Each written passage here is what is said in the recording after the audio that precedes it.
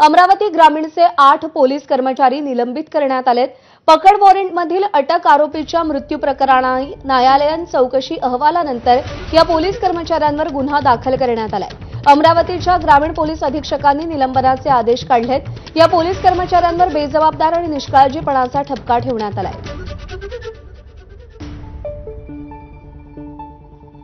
या प्रकरणी अमरावती ग्रामीणचे 8 पोलीस कर्मचारी निलंबित करण्यात आलेले आहेत।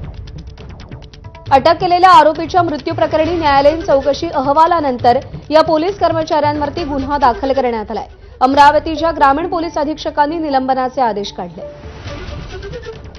प्रणय निर्माण आपले प्रतिनिधी आपल्याला अधिक अपडेट देतील। प्रणय, हे सगळं प्रकरण नेमकं काय?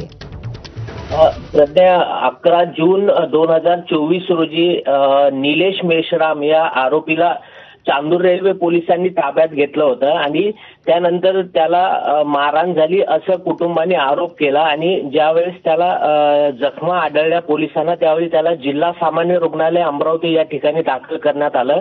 उपचारादरम्यान त्याचा आरोपी नितेश मेश्राम याचा मृत्यू झाला।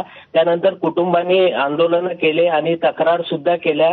अनुसूचित जाती जमातीकडे याची तक्रार दाखल करण्यात आली होती आणि त्यानंतर अखेर न्यायालयीन चौकशीत हे जे 9 पोलीस कर्मचारी आणि तत्कालीन ठाणेदार यांना दोषी आढळण्यात आले। त्यामुळे त्यांच्यावर गुन्हा दाखल करण्यात आला आणि ग्रामीण पोलीस अधीक्षक विशाल आनंद यांनी या 8 कर्मचाऱ्यांना निलंबित करण्यात आलेले आहे आणि ठाणेदारांविरुद्ध कठोर कारवाई करिता वरिष्ठांना अहवाल सादर करण्यात आलेला आहे। प्रणय, धन्यवाद दिलेल्या सगळ्या सविस्तर माहितीसाठी।